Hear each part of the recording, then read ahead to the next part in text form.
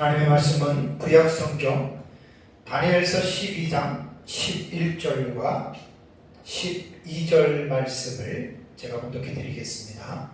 이것은 하나님의 말씀입니다. 매일 드리는 제사를 폐하며 멸망하게 할 가증한 것을 세울 때부터 1290일을 지낼 것이요 기다려서 1335일까지 이르는 그 사람은 복이 있으리라. 아멘. 오전 예배에는 제가 요한계시록 15장 2절과 4절에 기록된 불이 섞인 유리바닷가의 계시에 대해서 제가 말씀을 전했습니다. 오전 예배하고 오후 예배 지금 설교하는 것을 제가 딱 볼 때 1년 전에 그대로 했어요. 1년 전에 제가 설교 원고가 있는데 1년 전에 제가 그대로 제가 그 1년 전에 했던 내용이더라고요. 그래서 이제 이번에는 1년 전에는 음성만 녹음이 되어져 있었고 이제 올 6월부터는 제가 이제 영상으로 찍어서 유튜브에 올리기 때문에 어쩔 수 없이 또 다시 좀 설교를 좀 하게 됩니다. 물론 내용 같은 내용이지만 조금 순서는 좀 다를 수도 있고요. 그래서 그 말씀에 대해서 또 오늘 또 양해 말씀을 제가 이제 드립니다. 종말론적인 신학 입장에 따라서 요한계시록의 내용은 어떤 논문이든지 간에 같을 수 없습니다. 뭐 비슷한 정도도 아니고 완전히 달라도 완전히 다른 해석들이 나오기 때문에 뭐 그런 것 가지고 당황할 필요도 없고 또 그런 것 가지고 뭐 싸울 필요도 없어요. 이단이 아닌 이상에는 이제 충분히 그렇게 요한계시록은 백인백색의 어떤 특성을 가진 책이고 또 천의 얼굴로 불리울 정도로 보는 사람들마다 그 사건에 대한 해석들이 다를 수밖에 없기 때문에 어느 정도 좀 넉넉하고 여유 있는 마음을 가지고 폭넓게 요한계시록을 공부하는 것이 참으로 좋습니다. 그래서 이제 불이 섞인 유리 바닷가에 대해서 이제 서로가 다르다 하더라도 우리가 좀 폭넓게 이해를 하면 이제 좋은데요. 제가 이제 오전에 불이 섞인 유리 바닷가에서 말씀을 드릴 때에는 이제 7번째 대접으로 한일회가 마치고 이 세상이 하나님의 심판을 받잖아요. 이제 지구가 세 갈래로 갈라져서 이제 지구가 불에 휩싸이게 되죠. 그렇게 되면 이 세상에 존재하는 생명체는 그 뜨거운 불에 다 타서 죽게 됩니다. 특히 구원받은 하나님의 자녀들은 어떻게 될 것인가? 그래서 이제 그거는 연대기적으로 제가 설교하기 때문에 이미 세상을 심판하기 이전에 6번째 대접의 사건으로 예수님 재림하실 때 성도들은 공중으로 끌어올려지잖아요. 데살로니가서 4장 17절에 성도들을 공중으로 끌어올려라는 말이 있고 또 마태복음 24장 31절에는 하늘 끝에서 저 끝까지 택한 자들을 천사들이 모은다라고 하는 말이 있습니다. 그래서 그 의미는 바로 이 세상에서 이 땅에서 공중으로 성도들을 휴거를 올린다는 거죠. 그래서 휴거라는 말이 나오면 극단적인 세대주의자들 때문에 이 상당히 거북해하는 사람들이 많습니다. 세대주의의 휴거로는 우리가 당연히 배척하고요. 그건 뭐 예수님 재림 두 번 말도 안 되고 신랑 환란 전에 교회가 올라간다는 것도 말도 안 되는 거고 우리는 절대로 동의하지 않습니다. 역사적 전천년은 그런 해석하고는 전혀 다른 우리는 성경적인 해석으로 올바른 그런 해석을 이제 시도하고 있습니다. 그래서 휴거는 누가 만든 게 아니라 마태복음 24장 31절과 데살로니가전서 4장 11절에 구체적으로 나와 있잖아요. 그래서 이제 휴거가 되는 거고 그래서 이제 그 휴거가 되어서 이제 요한계시록을 보니까 그 올라간 성도들이 장소가 있는 거예요.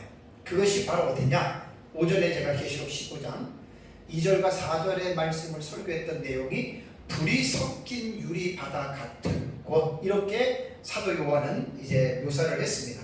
그렇다면 이제 휴거가 돼서 그것도 뭐 천국도 아니고 또 이 땅도 아니고 근데 요한계시록을 해석하는 오전에도 말씀을 드렸지만 불이 섞인 유리 바닷가를 거의 제가 본 주석 가운데 많은 사람들이 이 땅의 심판으로 해석을 합니다.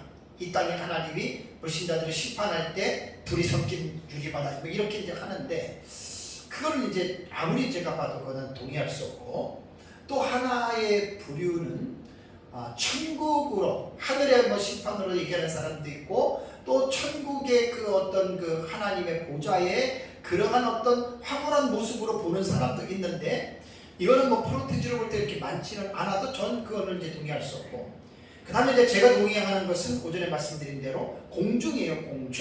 공중으로 끌어올렸는데 공중이라고 하는 이 단어가 이제 히브리어에는 하늘인데 샤마임이라고 되어 있는데 쌍수라 그랬습니다. 그래서 하늘이 시편을 보면 하늘과 하늘들의 하늘은 이렇게 표현한 것이 있거든요. 그러니까 하늘은 단수가 아니라 복수예요. 쌍수예요. 그래서 대기권의 영역에 있는 하늘과 대기권을 벗어난 우주에 관한 하늘 이렇게 여러분들이 생각하면 됩니다. 그래서 브리스빈 유리바닷가 같은 경우는 휴거된 성도들이 천국도 아니고 이 땅도 아니고 공중에 대기권인지 아니면 대기권을 벗어난 그 우주인지 간에 그 영역 속에 머물렀고 그 불이 섞인 유리바닷가가 왜 불이 섞인 곳으로 봤느냐 사도 요한이 그 환상을 볼 때 아래에서 본 거거든요. 그러니까 불이 섞인 유리바닷가 같은 그 공중에 있는 무리들을 사도 요한은 아래에서 본 거예요. 근데 아래에서 봤더니 지구는 7번째 대접으로 불이 타 있고 불바다가 됐죠. 그러니까 그 불이 위에 있는 그 성도들이 휴거돼서 올라가 있는 거기에 이렇게 불빛이 비춰지는 그렇게 그러니까 달과 지구와의 관계가 태양의 빛을 받아서 행성인 달이 또 지구에게 밤에 빛을 반사해 주듯이 서로가 그렇게 빛을 볼 수가 있다는 거죠. 그래서 이제 이 지구의 불바다가 되는 그 불빛이 공중에 올라가 있는 그 휴거된 성도들의 사도 요한이 밑에서 봤을 때는 마치 불이 섞여 있는 아주 유리바다처럼 맑기는 한데 아래에서 불빛이 튀어 비춰져서 그렇게 보였다라고 생각하면 가장 제가 볼 때는 건전한 해석이라고 저는 자부합니다. 그래서 이제 이번 시간에는 그렇다면 불이 섞인 유리바닷가에 휴거된 성도들이 거기에서 얼마 동안 있을 것 같아요? 언제까지 있을 것 같아요? 한없이 있지는 않을 거예요. 왜냐하면 거기는 천국이 아닙니다. 거기는 천국이 아닙니다. 이 지상의 영역이라고 말씀을 드렸습니다. 그런데 요한계시록 안에서는 아무리 봐도 그 유리바닷가에서 얼마 동안 머무는지에 대해서는 절대로 유추할 수도 없고 알 수가 없습니다. 침묵을 하고 있기 때문에 알 수가 없거든요.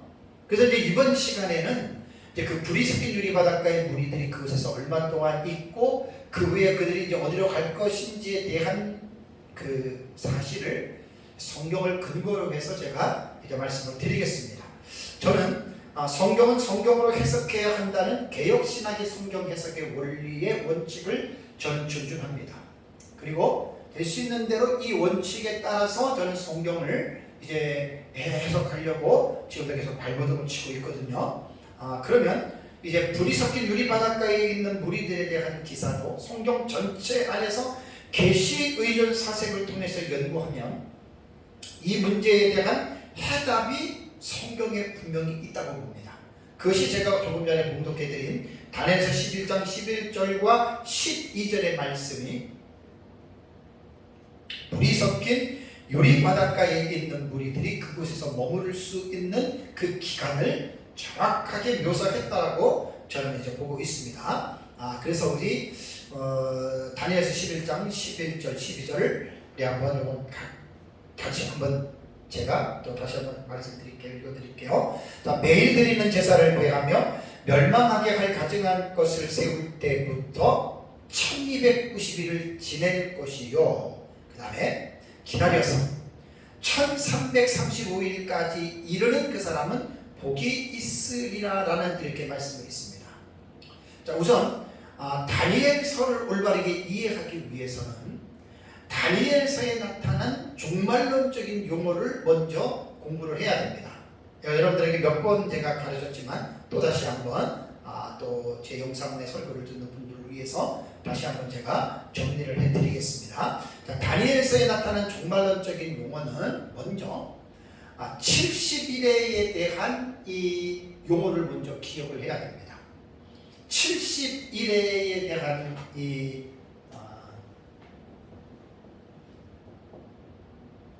70일이라고 하는 말은요,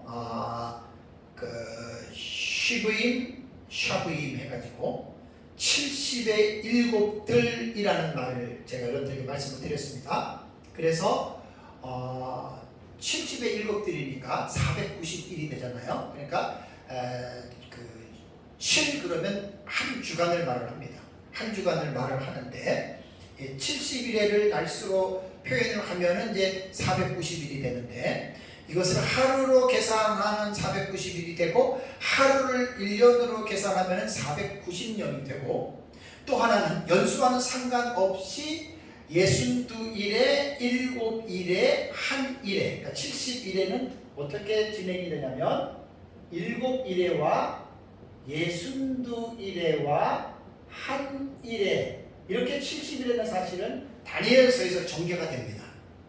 그러니까 이거를 대부분 보면은 하루를 1년으로 해서 490년으로 해석하는 것이 거의 이제 맞는 해석이다라고 보면 됩니다. 그래서 칼빈이나 매튜엘이나 뭐 한정건 교수님, 이상근 박사님, 뭐 제가 배운 민명생 목사님 등등 거의 하루를 1년으로 보는 이런 해석들이 많고요. 물론 이제 무천년이나 이상주의자들은 문자적으로는 안 봅니다. 상징으로 보니까 뭐 길게도 보고 좁게도 보고 그런 마음껏 그냥 자기들 나름대로의 어떤 해석학적인 그 틀 안에 놓고 이제 그렇게 이제 해석들을 하는 것으로 이제 제가 연구한 바로는 그렇게 됩니다. 그러면 이제 저는 70일의 계시에서 정말로 그 중요한 내용은 뭐냐면 이 한 일에 대한 해석이에요. 한 일에. 한 일회를 7년으로 보는 해석인데, 나는 지금 한 일에 7년 그러면 제가 자꾸만 말하고 싶은 게 또 나와요. 제가 정말로를 연구하다 보니까 요한계시록과 다니엘서를 연계시켜서 한 일회의 기간에 대한 해석을 이렇게 시도하는 종말론의 학파들이 세대주의 전천년설이 한 일회의 해석을 거의 뭐 전문적으로 하다시피 한 일에 대한 해석을 그렇게 다니엘서와 요한계시록을 연계시켜서 해석을 합니다. 이렇게 해석을 하는데, 근데 사실 세대주의는 19세기에 사실은 이제 시작이 됐고, 세대주의가 19세기 이전에 이렇게 한일에 대한 해석을 해석하기 이전에 이미 초대교회 교부들이 그렇게 본 교부들이 있었어요. 그래서 제가 늘 말씀드리는 이레네우스와 히폴리투스의 글들이 있기 때문에 많지는 않아도 그분들의 글들을 통해서 한일의 해석은 세대주의가 나오기 이전에, 왜냐하면 한일에는 교부들의 해석이라기 이전에는 성경적 해석이에요. 제가 몇 주 전에 한일에 대해서 강조를 많이 했잖아요. 그죠? 그러니까 한일에는 세대주의 작품이다 이렇게 생각하는 사람들은 반드시 수정해야 됩니다. 누구든지 간에. 무천년 대다수가 그렇게 보고 전천년도 반 이상은 그렇게 생각을 하는데, 그렇게 생각하시는 분들에게 내가 정중하게 제가 요구하는 거예요. 잘못 알고 있는 겁니다. 제 책에는 그 사실에 대해서 몇 번이고 제가 언급을 했고, 제 강의와 설교에는 수도 없이 이 부분을 제가 지금 외치고 있거든요. 그러니까 세대주의 작품이 아니라 성경에 나오는 내용이고, 그것을 초대 교부들이 보았고, 그 다음에 이제 세대주의가 그 나오는 해석법을 가지고 종말론의 틀을 확립했다라고 하는 것, 이것은 분명하게 구분해서 이렇게 이제 아셔야 됩니다. 그러니까 이제 한 일회라고 하는 것은 이제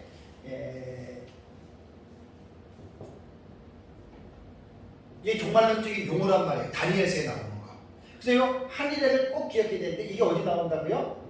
다니엘서 9장 27절의 용어가 나오잖아요. 70일 속에서 다 나오는데, 다니엘서 9장 27절을 보면 그가 장차 많은 사람들과 더불어 한 일회 동안의 언약을 굳게 맺고, 한 일회가 나오잖아요. 우리는 문자적인 해석으로 보기 때문에 한 일회를 우리는 7년으로 봅니다. 무천년에서 권성수 교수 같은 경우는 한 일회를 예수님 공생의 기간을 전 3년 반으로 보고 예수님 부활부터 재림까지를 후 3년 반으로 봐요. 그런데 이게 길이도 안 맞고 참 사람마다 다 보는 게 틀리기 때문에 뭐라고 할 필요는 없어요. 이 기차에. 이렇게도 보는구나라고 이제 생각을 하면 됩니다. 그래서 이 한 일회에 대한 이 7년은 우리가 보는 성경 해석에서는 대단히 중요합니다. 7년이라고 하는 이 용어는. 다음에 세 번째는 뭐가 나오냐면 이래의 절반이라고 하는 용어가 나옵니다. 이게 어디 나오냐면 다니엘서 9장 17절에 나와요. 그가 그 이래의 절반에라는 말이 있거든요. 절반이라고 하는 말이 뭐냐면 히브리어로 해치예요. 해치. 해치라고 하는 말은 영어로 말하면 half 혹은 middle, 중앙 가운데를 말하는 거예요. 그러니까 다니엘서에서 우리가 그 유의해서 우리가 이제 공부해야 될 게 뭐냐면 한 일해가 7년이라고 하는 용어인데 이 한 일해에 지금 뭘 말하냐면 절반이라고 하는 이 용어를 꼭 기억을 해요. 절반. 그러니까 7년의 절반이면 어떻게 돼요? 7년의 절반을 우리가 연으로 말을 하면은 3년 6개월이 되죠. 그죠? 이것을 다니엘서와 요한계시록에는 한때, 두때, 반때로 말을 하고 일자로 말을 하면은 이것은 1260일이고 달로 말을 하면은 42달이 되는 거예요. 그래서 이제 이 1260일 같은 경우는 계시록 11장 3절에 내가 나의 두 증인에게 권세를 주리니 그들이 굵은 베옷을 입고 1260일을 예언하리라. 1260일 날짜로 나오잖아요. 그 다음에 계시록 12장 6절에도 그 여자가 광야로 도망하며 거기서 1260일 동안 그를 양육하기 위해서 나와요. 그런데 여기 1260일 42달 요거는요 문맥을 통해서 보면은 한 일해가 7년이잖아요. 일해의 절반, 해치 딱 반을 나누잖아요. 전반부냐 후반부냐 요것이 어떻게 아냐면 문맥을 보면은 다 알 수 있어요. 그러니까 문장의 문맥을 보면은 이 1260일이 전반부에 속하는 1260일인지 후반부에 속하는 1260일인지 또 42달이 전반부에 속하는 42달이든지 후반부에 속하는 42달인지를 문맥을 보면은 이 부분이 분명하게 나타나요. 그래서 계시록 11장 2절에도 성전 바깥 마당은 측량하지 말고 그냥 두라. 그것은 이방인에게 주었은즉 그들이 거룩한 성을 42달 동안 짓밟으리라. 42달 나오죠? 요것은 계시록 11장 2절에서는 후반부에 후삼년 반에 후반부에 해당이 되는 그러한 내용입니다. 또 계시록 13장 5절에도 또 짐승이 과장되고 신성 모독하는 말하는 입을 받고 또 42달 동안 일할 권세를 받는다. 그것도 후반부에 해당하는 42달이 되는 거죠. 그 다음에 이제 다니엘서 7장 25절을 한번 보세요.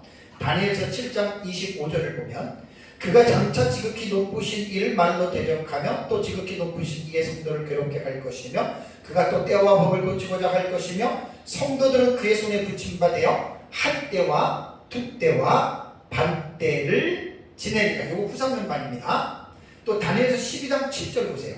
아까 읽었던 거 앞에 17절을 보면 내가 들은즉 그 세마포 옷을 입고 강물 위쪽에 있는 자가 자기의 좌우손을 들어 하늘을 향하여 영원히 살아계시는 이를 가리켜 맹세하여 이르기를 반드시 한때 두때 반때를 지나서 성도의 권세가 다 깨지기까지 이니 그렇게 되면 이 모든 일이 끝나더라 하더라. 이것도 93년반입니다.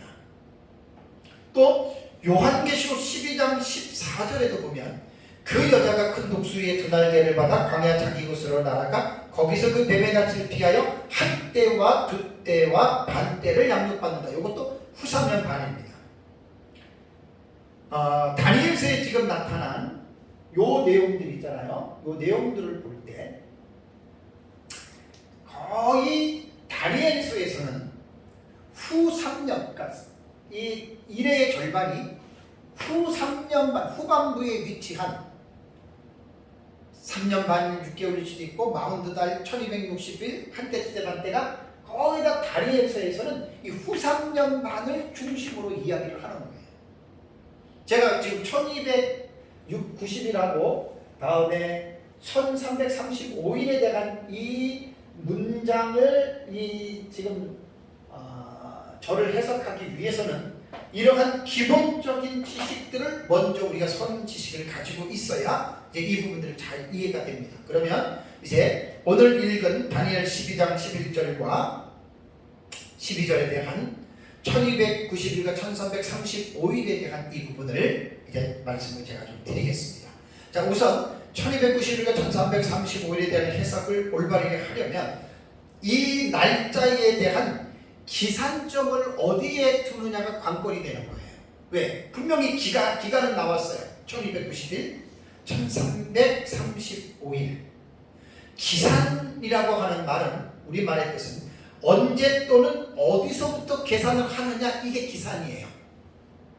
그러니까 1290일도 어느 부분을 우리가 기산점으로 보느냐에 따라서 다를 수 있겠죠. 예를 들어서 1월달 2020년부터 예를 들어서 1290일을 된다면 3년 6개월, 3년 7개월이 되잖아요. 그렇죠?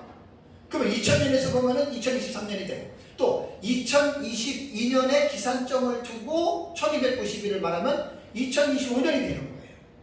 그러니까 이미 이 1220일, 1335일은 이미 정해진 기간이기 때문에 다만 이것을 어느 위치에다가 놓느냐에 따라서 이것에 대한 그 내용을 우리가 충분히 우리가 이해할 수가 있거든요. 그러면 이제 중요한 것은 뭐냐면 1260일과 1290일과 1335일을 문자적으로 보겠느냐 아니면 상징으로 보느냐를 정해야 됩니다. 조금 전에 제가 다니엘서에 나타난 그 종말론 용어에서 기간에 대한 해석을 우리는 그 부분을 전부 다 우리는 문자적으로 봅니다. 문자적으로 7년, 그 다음에 1해의 절반, 그 다음에 42달, 1260일, 뭐 한때, 두때, 반때, 3년 6개월, 우리 다 이렇게 보잖아요. 이게 문자적이고 상징은 전혀 다릅니다. 1260일을 신약시대 전체로 1260일로 보는 사람이 있어요. 그러니까 상징은 기준이 없기 때문에 한 달로 볼 수도 있고 1년으로도 볼 수도 있고 1000년으로도 볼 수도 있고 2000년으로 볼 수도 있는 거예요. 그래서 상징의 해석은 정말로 이게 올바른 어떤 성경적인 깊은 지식이 없고 성경의 전체적인 맥락을 모르면 정말 엉뚱한 결과의 해석을 나올 수밖에 없는 게 상징의 해석입니다. 그래서 상징 해석은 어렵기 때문에 성경을 좀 깊이 있게 아는 사람이 해야 그 어떤 상징에 대해서도 문제가 없는데 이런 부분들을 잘 해야 됩니다. 우리는 결론적으로 말씀드리면 문자적으로 봅니다. 1260일, 1290일, 1335일 우리는 이제 문자적으로 봅니다. 그러면 문자적으로 보는 것과 상징적으로 보는 것에 대한 차이를 제가 이제 말씀을 드릴게요. 이걸 먼저 서론적으로 먼저 말씀을 드리는데 다니엘서 8장 14절을 한번 보십시오. 자, 다니엘서 8장 14절에 어떤 내용이 나오냐면 그 13절과 14절을 같이 한번 볼게요. 내가 들은즉 한 거룩한 이가 말하더니 다른 거룩한 이가 그 말하는 이에게 묻되 환상에 나타난 바 매일 드리는 제사와 망하게 하는 죄악에 대한 일과 성소와 백성이 내준 바 되며 집8필 일이 어느 때까지 이를고 하며 그가 내게 이르되 2300주야까지니 그때의 성소가 정결하게 되리라 하였느니라 라는 말이 다니엘서 8장 14절에 나오잖아요. 여기서 보면 2300주야입니다. 그러니까 2300의 1 밤낮 문자적으로 읽으면은 이제 2300일 밤낮으로 보잖아요. 자, 2300일을 연으로 하면은 6년 4개월에서 10일이 모자랍니다. 우리는 문자적으로 이 부분도 해석을 하는데요. 2300주야의 문자적인 해석은 이 다니엘서 8장의 내용을 보면 헬라 제국이 통치하던 시기에 북쪽의 시리아 왕국의 안티오코스 4세 에피파네스 시대에 일어나는 사실로 우리는 거의 다 많은 사람들이 거의 다 해석을 이렇게 합니다. 그래서 안티오코스 4세 에피파네스가 예루살렘을 침공하여 예루살렘을 더럽히기 시작한 주전 171년부터 164년 12월까지 보면 이 본문에 대한 해석은 2300주야 약 6년 4개월 정도의 이 기간으로 해석이 문자적에서는 다 끝나는 거예요. 그런데 이 2300주야를 상징적으로 해석하는 그 교파에 대해서 제가 말씀을 드리겠습니다. 안식교입니다. 안식교. 제7일 예수 재림 교회 해가지고 그게 이제 안식교회인데, 안식교회 주장은요 2300일을 70일의 하루를 1년으로 계산하는 것과 똑같이 이거를 계산을 합니다. 그래서 2300주야를 2300년으로 그들은 계산해요. 그럼 이제 중요한 거는 뭐냐면 이미 정해진 기간을 기산점을 어디에다 놓느냐에 따라서 다르다고 그랬죠. 그죠? 그러면 안식교는 2300주야를 2300년으로 보는데 2300년의 그 기산점을 어디에다 두냐면 다니엘서 9장 71회의 본문과 같이 궤를 둡니다. 그래서 71회의 시작점이 언제죠? 다니엘서 9장 24절에 보면은 예루살렘을 중건하라는 영이 날 때부터 나오잖아요. 그 9장을 한번 가보세요. 다니엘서 9장 25절에 나오잖아요. 그러므로 너는 깨달아 알지니라 예루살렘을 중건하라는 영이 날 때부터, 그러니까 70일에는 기산점이 분명합니다. 예루살렘을 중건하라는 영에다가 기산점을 두면 70일에 490년의 계산이 나오는 거예요. 그러니까 안식일은 기산점을 70일에와 연계시켜서 2300년의 기산점을 바로 예루살렘을 중건하라는 여기에 기산점을 두니까 그 70일에도 기산점에 대한 해석이 다 다르다 그랬어요. 자유주의자들 다르고 그 다음에 전통적 메시아 해석법 다르고 기독교의 해석 다르고 세대주의 다르고 역사적 전체는 다르고 이게 다 다를 수밖에 없어요. 그러니까 이 안식교는 70일의 기산점을 457년으로 둡니다. 그러니까 2차 포로 귀환 때에 에스라가 포로로 귀환하잖아요. 그죠? 네. 그때로 사실은 주니까 458년으로 기산점을 두어서 70일에를 490년을 더하면 주 34년에 맞춰요. 그래서 안식교는 34년에 70일에가 끝나는 것으로 계산을 합니다. 그럼 490년이잖아요. 그러면 2300년에서 70일에 490년을 빼면은 1810일이 나오는데 1810일을 1년으로 계산하면 어떻게 돼요? 1810년이 되죠. 여기서 70일에 끝나는 시점이 주 34년이라고 그랬죠. 그러면 얼마가 되냐면 1844년이 나오죠. 참 웃기게 안식교는 요 2300주야가 끝나면 이제 모든 것들이 제사가 회복된다라는 말이 나오잖아요. 성소가 정결하게 됐다. 그러니까 안식교에서는 이걸 어떻게 해석하냐면 2300주야를 1844년에 예수님 재림한다. 이렇게 교리를 만들어 놓은 거예요. 얼토당토 않죠. 아니 예수님의 재림의 날짜를 우리가 알 수 있어요, 없어요? 성경은 없다 그랬잖아요. 그게 왜 안식교가 왜 이단입니까? 이렇게 성경을 보니까 이단이 되는 거예요. 한두 가지뿐만이 아닙니다. 지금도 토요일날 안식일을 지켜야 구원받는다고 말하는 게 제7일 안식교거든요. 그래서 이제 유튜브에서 경계령을 내릴 때 제일 조심해야 될 사람이 누구냐면 손계문이라고 하는 사람이에요. 손계문. 이 사람은 안식교인입니다. 안식교. 얼마나 설교가 쌈박한지 몰라요. 그러니까 안식교입니다. 안식교. 신앙이. 조심해야 됩니다. 또 앤드루 강이라고 하는 그 목사도 안식교 계열이거든요. 그런 거는 상당히 여러분들이 조심을 해야 됩니다. 그래서 1884년에 예수님께서 10월 22일에 예수님께서 재림한다라고 안식교 창시자가 윌리엄 밀러잖아요. 윌리엄 밀러 다음에 안식교 지도자가 엘렌 G 화이트라고 하는 여자입니다. 그래서 여자 선지자라고 하거든요. 그래서 이제 이 사람들이 1844년 10월 12일에 예수님 재림 안 했거든요. 근데 이 사람들은 재림했다 그래요. 어떻게? 공중에서 나와서 천상 성소에 예수님 재림해서 들어갔다. 우리는 이런 거 다 해프닝이죠. 이렇게 이제 이들은 그렇게 자신들이 그렇게 말을 합니다. 그러니까 보세요. 문자적인 해석과 상징의 해석은 간극이 너무나 커요. 이건 대화 자체가 이루어지질 않아요. 그래서 다니엘서 8장 같은 경우는 우리는 6년 4개월 정도로 안티오코스 4세 에피파네스 시대에 이미 이루어진 사건, 문자로 보는 거거든요. 그런데 이제 안식교는 그거를 가지고 상징으로 보니까 완전히 코미디적인 해석이 나오지 않습니까?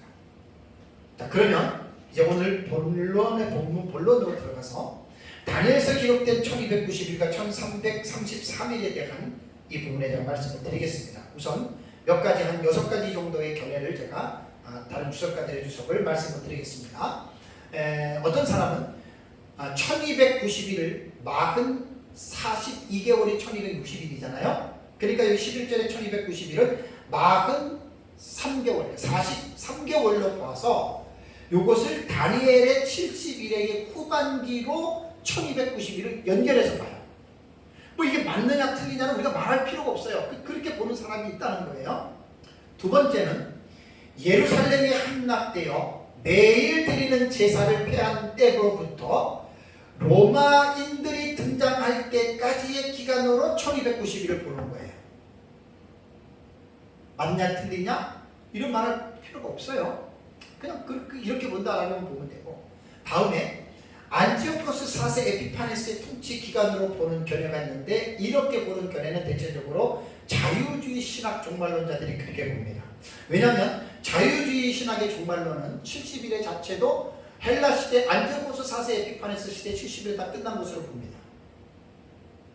그러니까 이거는 자유주의 학자들이 보는 견해고, 다음에 네 번째는 이 1290일은 앞으로 세상 끝날에 적그리스도에 의해 우주에 상징하는 그리스도의 교회가 더럽힐 일들에 대해서 예언하는 것인데, 그리고 나서 그 1335일은 1290일을 지나서 45일을 더한 것인데, 1260일은 예수 그리스도의 재림 직전에 적그리스도의 핍박 기간을 말하고, 그 다음에 그 기간에 45일을 더 참으면 구원을 받는다, 이렇게 또 말하는 사람이 있어요. 뭐 그럼 그렇게 이렇게도 보는 거라 생각하면 됩니다. 다음에 1260일의 시작점을 전 3년 반으로 해석을 해서 1290일은 30일이 후 3년 반으로 넘어간다, 이렇게 보는 분들이 이광복 목사님입니다. 이분이 처음에 종말론을 연구할 때는 이 1290일의 기산점을 후 3년 반에 뒀거든요. 한 10년 전부터 이분이 새롭게 깨달았다 그래가지고 기산점을 전 3년 반 한일의 시작점에다 놓은 거예요. 그러니까 이제 이렇게 보면은 전 3년 반 끝나고 후 3년 반 30일을 이제 이어서 들어가죠. 그래서 이제 거기서 나름대로 해석을 합니다. 제가 보는 해석은 후 3년 반의 기산점을 둡니다. 후 3년 반을. 그래서 후 3년 반의 기산점을 둔다라고 하는 말은 보세요. 한일애가 이렇게 있잖아요. 한일애가 성경에 한일애라고 하는 말이 다니엘서 9장 27절에 나와요. 그 다음에 일애의 절반, 해치, 이 절반이라는 거예요. 그래서 연수로 달로 말하면은 막은 2달이 되고요. 일자로 말하면 1260일이 됩니다. 다 1260일. 그러니까 이 1290일과 1335일의 기산점을 우리는 여기 후 3년 반 시작이라고 말했잖아요. 그죠? 후 3년 반의 시작으로 둡니다. 그럼 한번 생각해 보세요. 자, 1260일이 되면은 한일애가 끝나죠. 그죠? 여기에서 며칠? 30일이 더 나간 거예요. 참 이건 성경적으로 아주 상당히 아주 올바른 해석입니다. 30일이 더 나가고요. 그 다음에 이게 이제 1290일에 대한 해석이고요. 다음에 1335일은 뭐냐면 1260일을 기산점으로 잡으면 1290일을 지나서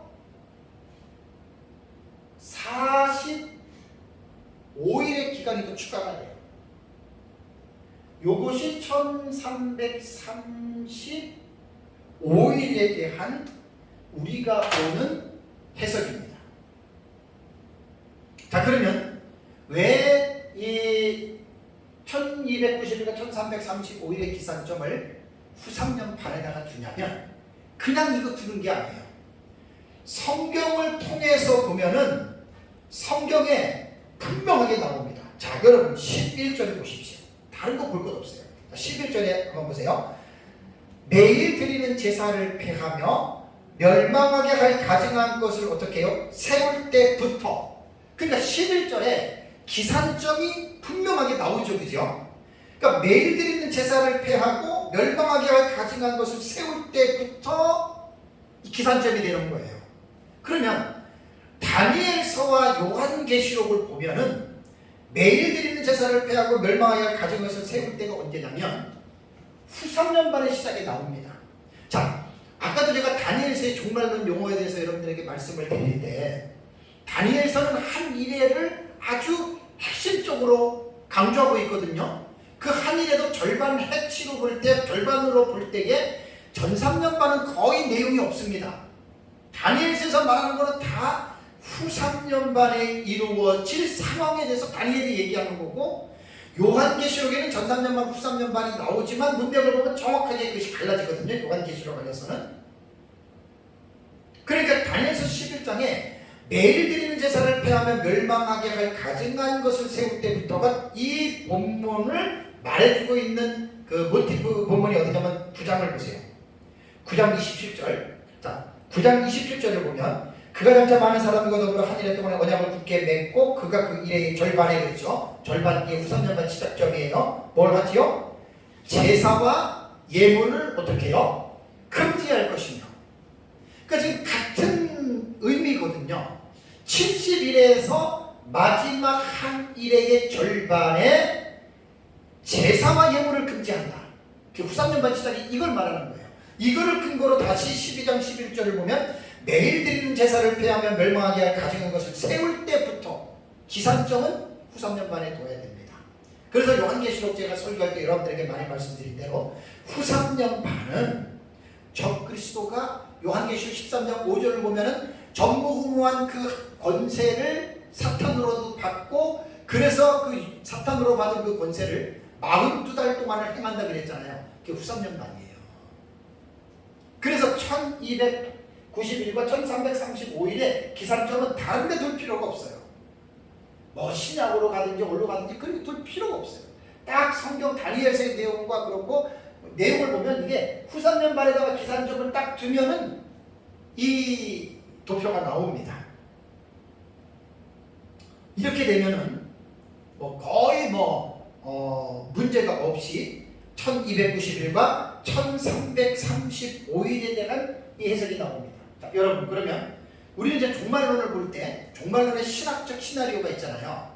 자, 예수님의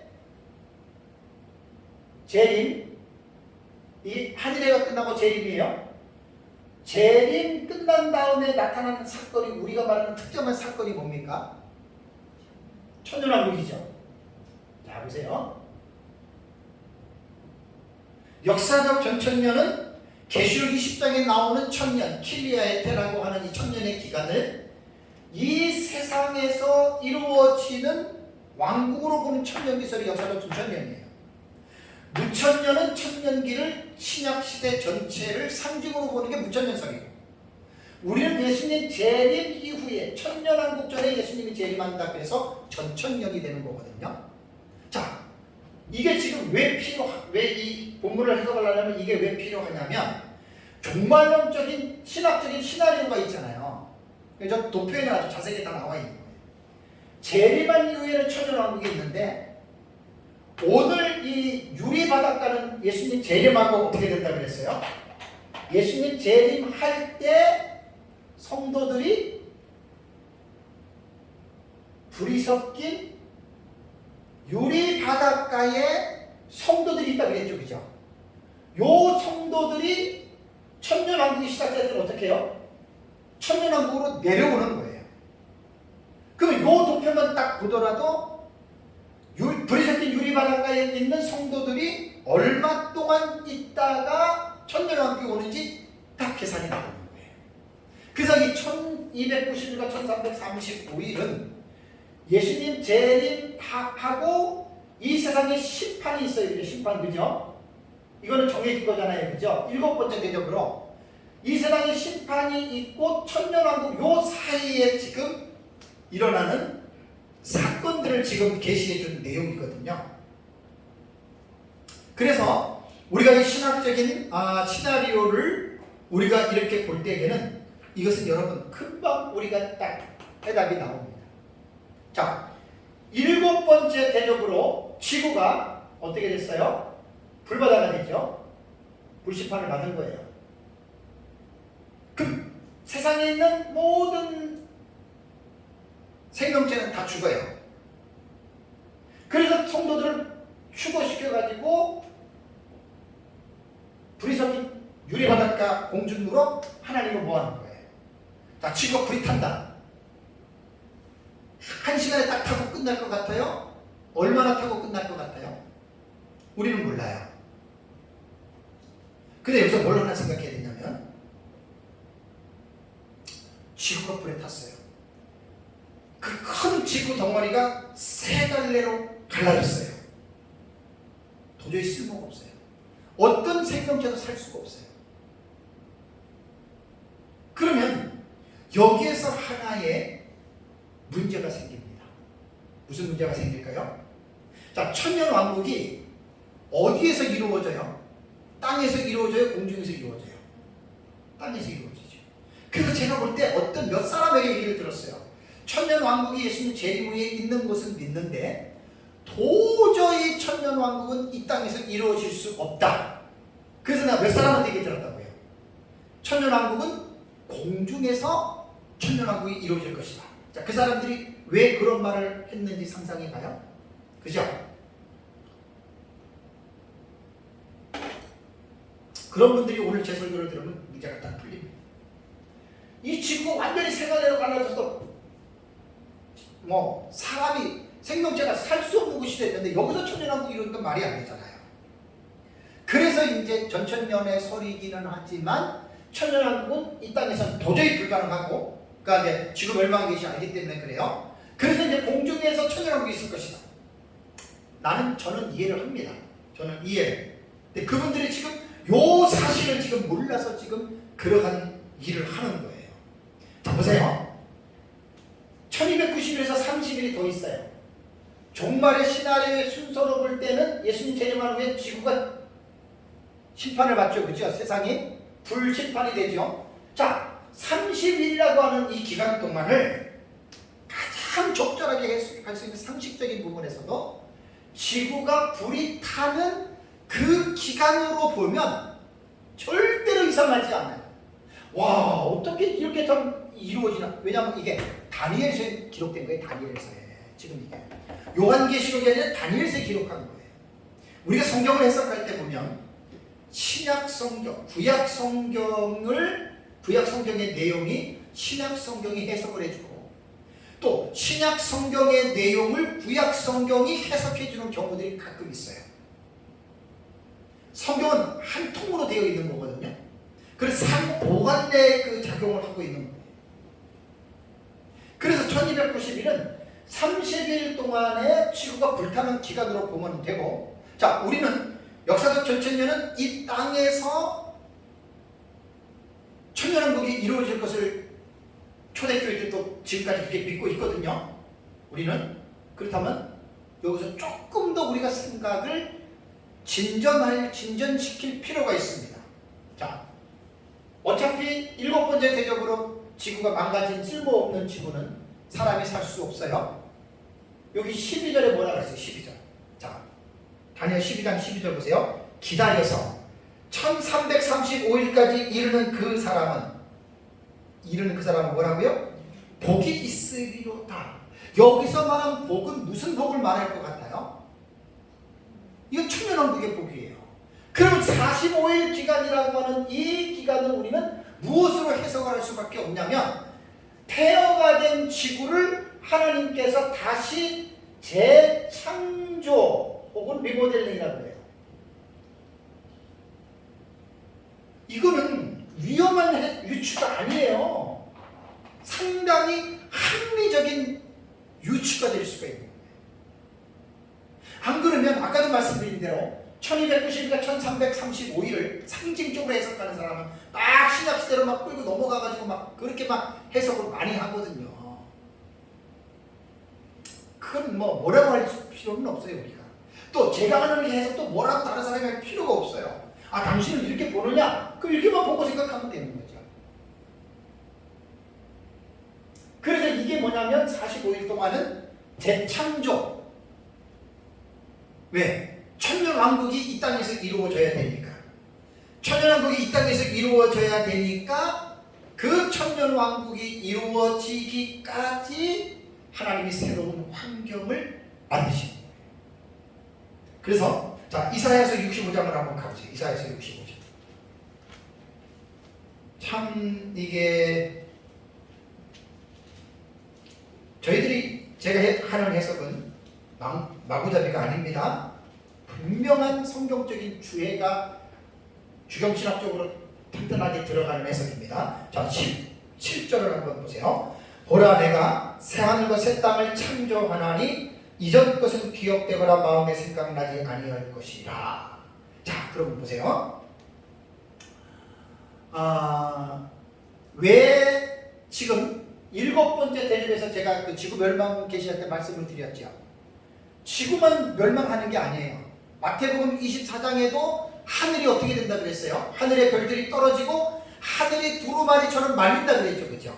베드로 사도도 이 세상을 심판하실 때에 지구만 망가지는 게 아니라 하늘도 망가진다 그랬어요. 근데 제가 볼 때는 전체적인 우주가 망가지는 게 아니라 최소한 지구를 중심으로 한 태양계 정도는 어느 정도 타격을 받습니다.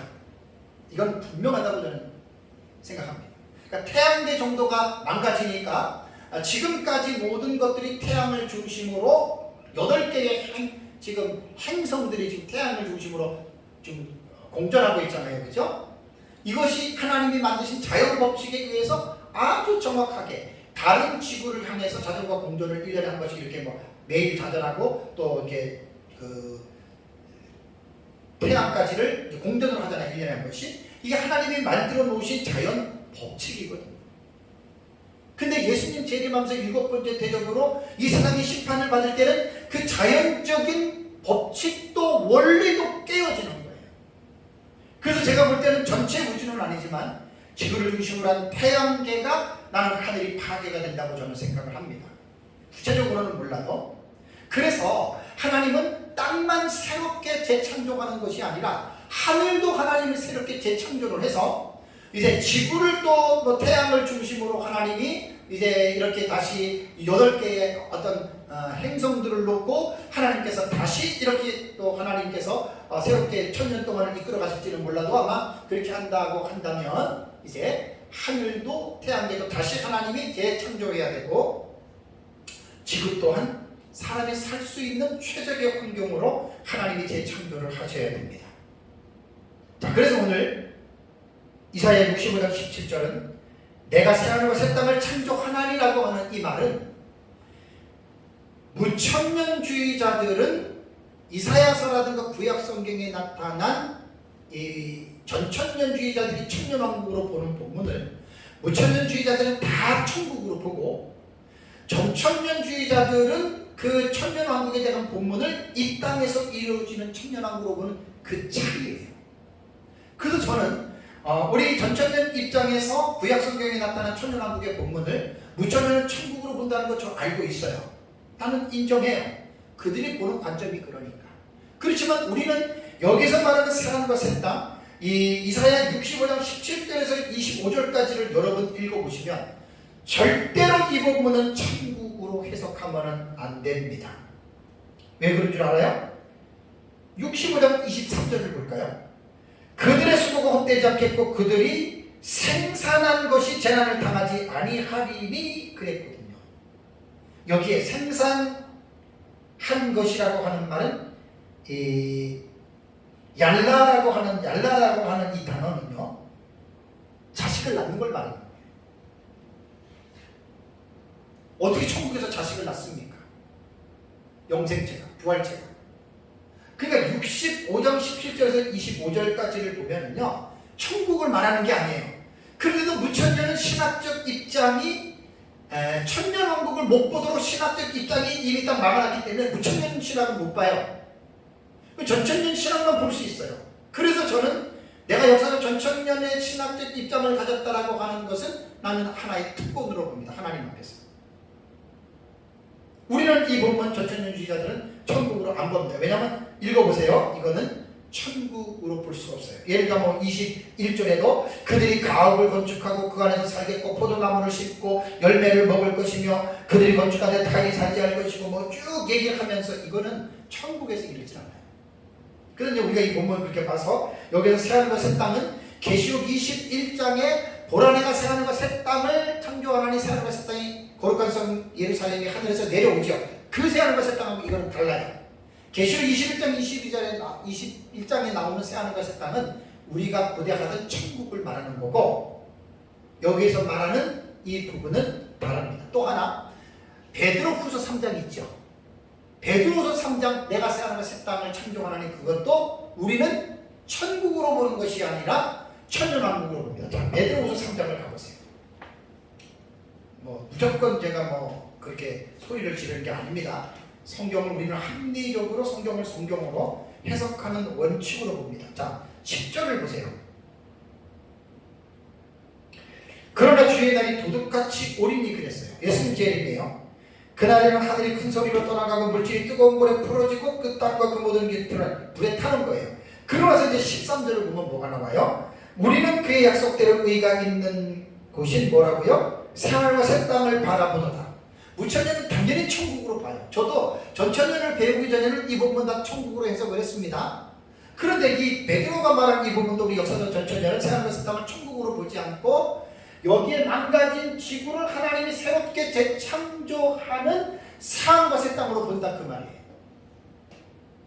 여기서 뭐 무천년과 전천년이 서로 티격태격 싸울 필요 없어요. 아, 당신들은 이렇게 보는구나. 그것만 알면 돼요. 이것을 천국으로 해석하느냐 천년왕국으로 해석하느냐 그걸 하나님만 아세요. 원래 해석이라고 하는 것은 똑같이 하나로 나오기가 힘들어요. 그래서 제가 요한계시록은 백인백색의 책이고 천의 얼굴을 가졌기 때문에 말할 수 없는 해석들이 나올 수밖에 없다.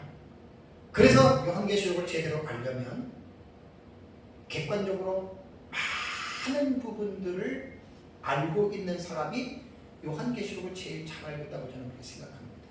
가장 안타까운 사람이 누구냐? 내 것만 하나만 아는 사람. 그리고 또 그러고 가만히 있으면 괜찮아요. 내 것만 옳다고 소리 지르는 사람. 자기와 다른 사람은 틀리다라고 상대방을 공격하는 사람. 그런 사람들은 문제가 있습니다.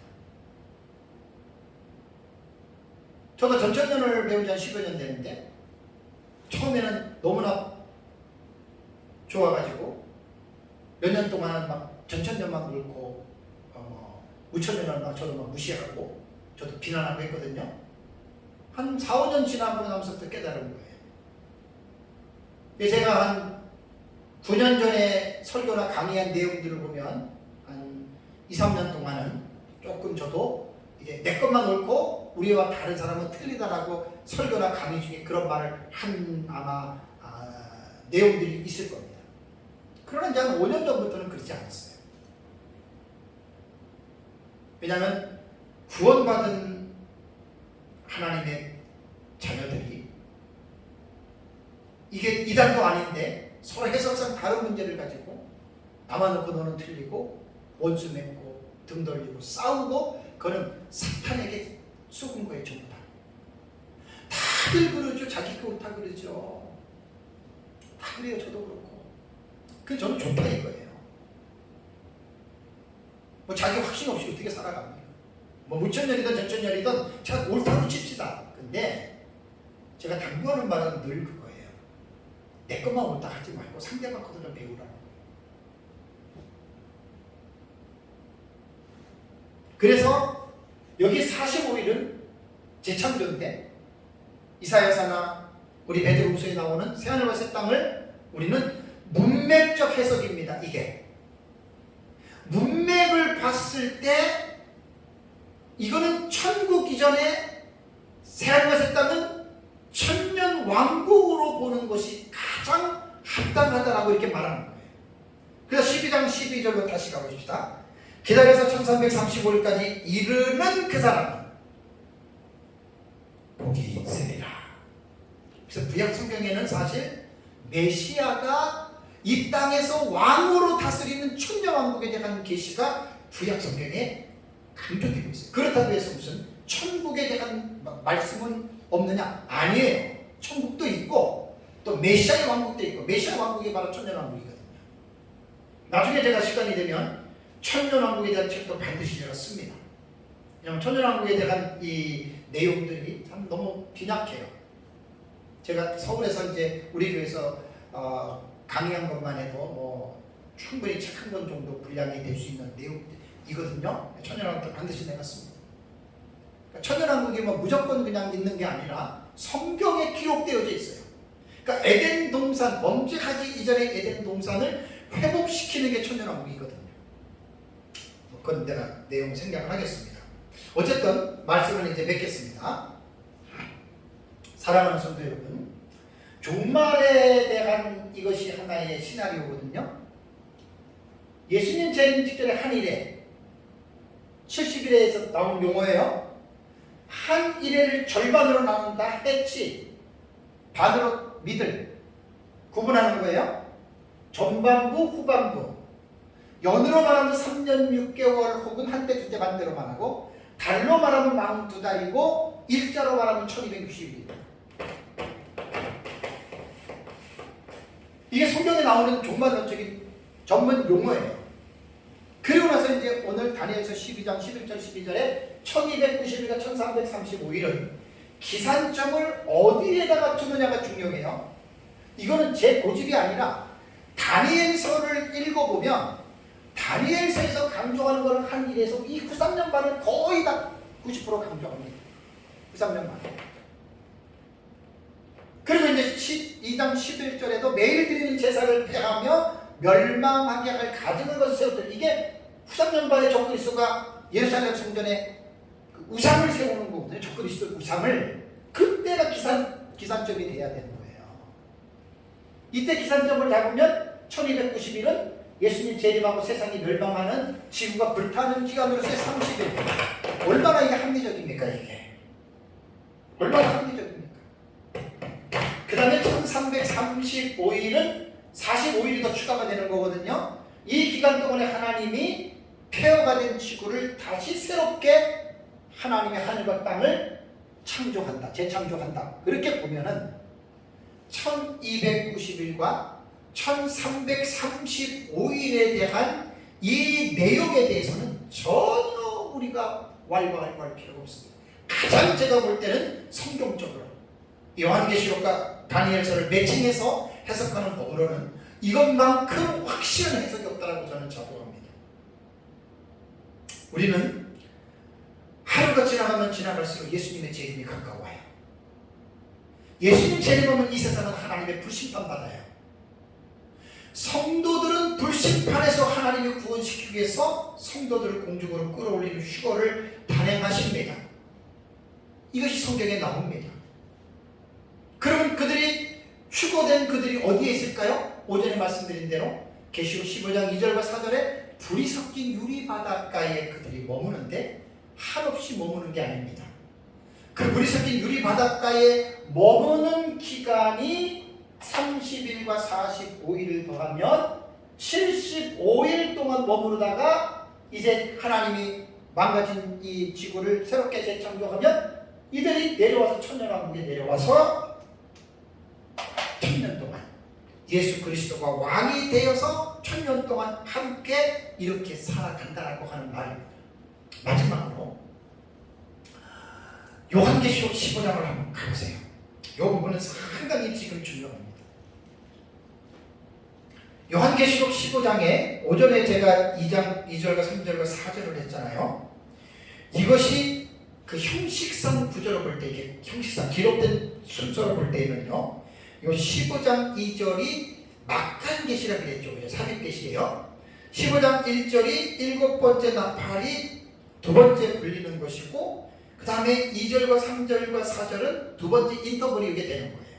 그러면 셋째 화인 일곱 번째 나팔은 하나님의 진노를 가득히 담은 마지막 재앙이고, 그 일곱 번째 나팔의 내용이 일곱 번째 대접인데, 그것으로 세상이 심판을 멸망을 당하잖아요. 네?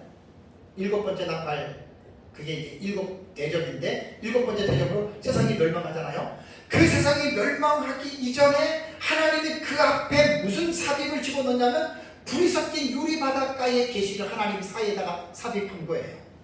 왜 그렇지요? 이게 되게 중요합니다.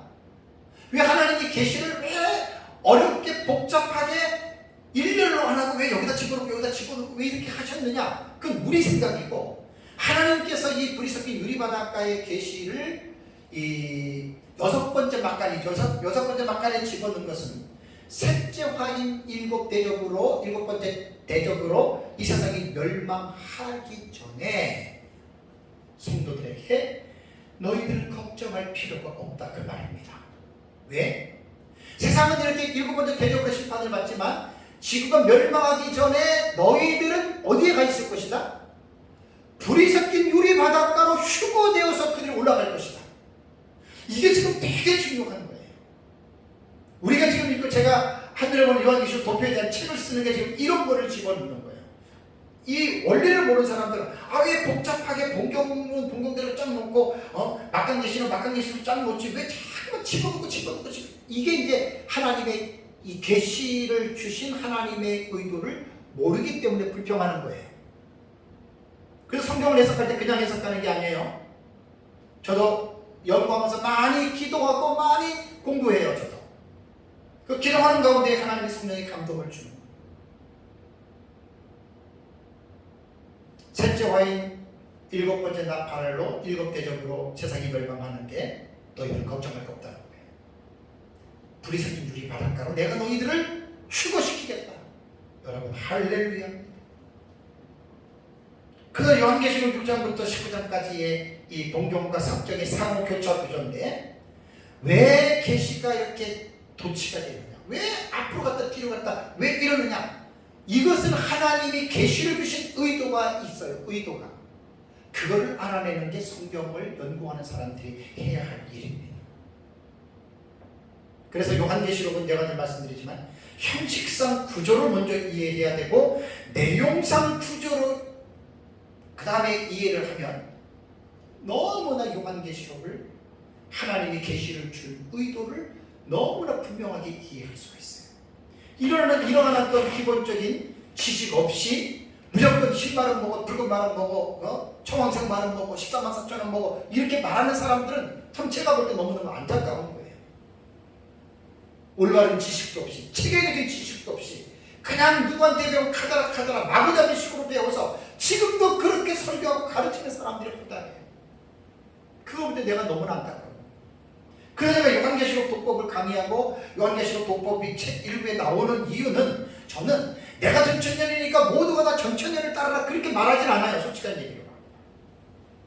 그럼 내가 교만하게 되는 거예요. 누구든지 간에.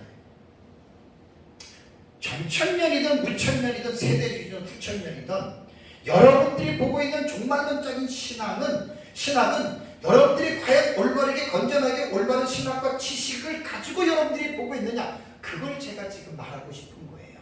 그거를 마구잡이로 배워가지고 큰 이야기하고 나와 다르다고 상대방 비난하고 싸우지 말고, 당신이 보고 있는 이 성경 해석이 좀 신학적으로 지식적으로 좀 합리적인 이러한 기본적인 것들을 뒷받침해서 당신이 지금 전천년을 말하고 무천년을 말하고 세대주의를 말하느냐, 그걸 제가 강조하는 겁니다. 어떤 것을 믿는 것은 자기 자유입니다. 우리가 남의 자유까지 침해할 필요는 없습니다.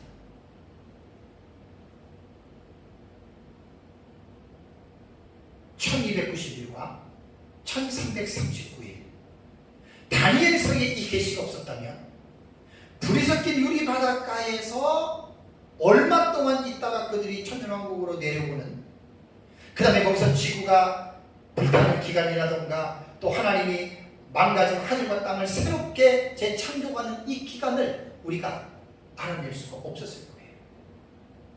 그래서 다니엘서 12장 11절과 12절이 바로 이 사실을 분명하게 증명하기 위해서 하나님은 이미 다니엘을 통해서 이 계시를 선행적으로, 요한계시록이 기록되기 전에 선행적으로 하나님이 먼저 주셨다라고 하는 이 사실을 잘 기억하고, 오늘 우리가 이제 오전과 오후의 설교는 연결되는 건데, 불이 섞인 유리 바닷가에 올라가는 것은 오전에 말씀드렸죠.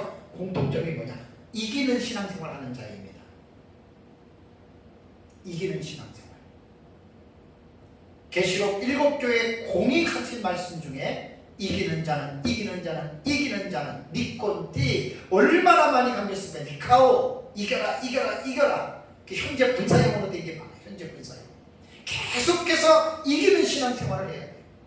어느 시대든지 간에 초대교회든 중세교회든 근대교회든 현대교회든 앞으로든 간에 성도들은 항상 신앙생활을 세상과 싸워서 이기고 자신과의 싸워서 이기고 죄와 싸워서 이기는 신앙생활을 하라는 것이 요한계시록이 우리에게 주는 공통점입니다. 특히 마지막 때에 예수님 재림할 때에 신앙생활에 이기지 못하면 천년왕국에 들어갈 수 없습니다. 천년왕국 못 들어간다고 지옥 갔다는 말이 아니에요. 마지막 때는 많이 죽기 때문에 죽어도 예수 믿는 사람은 천국 갑니다. 다만 천년왕국을 앞두고 못 가기 때문에 안타깝다는 이야기입니다. 어쨌든 오늘 이 말씀을 오전에 불이 섞인 유리바닷가, 또 오후에는 1291, 1335일에 대한 이 계시가 서로가 연결된 계시거든요. 잘 기억하고 저도 그렇고 여러분들도 그렇고 사시는 날까지 우리가 늘 이기는 이런 신앙생활하는 삶을 살아가시기를 주님의 이름으로 축복합니다. 다 같이 함께 기도하겠습니다.